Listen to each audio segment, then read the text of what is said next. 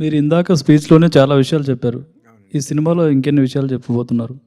అంటే it's not about ఈ విషయాల గురించి కాదండి సినిమా. సినిమా చాలా చందమామ కథ ఎలా చదువుతాము అలాగా చాలా హాయిగా నీట్గా ఉంటుంది. హర్రర్ ప్రెమిస్ ఉంటుంది, తాంత్రిక ప్రెమిస్ ఉంటుంది. దాంతోపాటు చిన్న చిన్న మనం ఎక్కడైనా చెప్పగలిగితే అక్కడ ఇలాంటి ఇన్ఫర్మేషన్ చెప్తూ వచ్చు.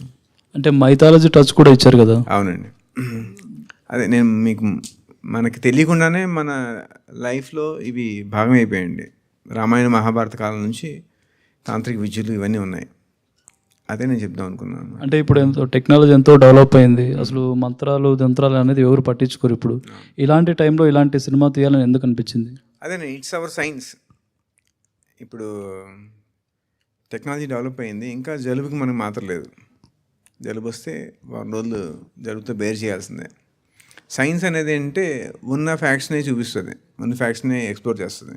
ఇంకా మనం చూడని విషయాలు చాలా ఉంటాయి కదా. కానీ మంత్రాలకు చింతకాయలు రాలవని సామెత కూడా ఒకటి ఉంది కదా? అవునండి. అదేనండి. ఇప్పుడు జనాల్లో కొందరు మంత్రతంత్రాలను నమ్ముతారు, కొందరు నమ్మరు. నేను నా కొడుకు పుట్టేంత వరకు నేను నమ్మేవాడిని కాదు. తనకేమైనా చిన్న ఇబ్బంది వస్తే దిష్టి తీస్తే తగ్గిపోయేది ఎప్పుడు ఫంక్షన్కి వెళ్తే.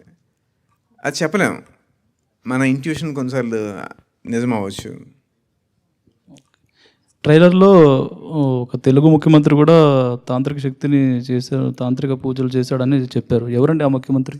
అది ఇప్పుడు చెప్పలేనండి. సినిమాలోనే చెప్పారా?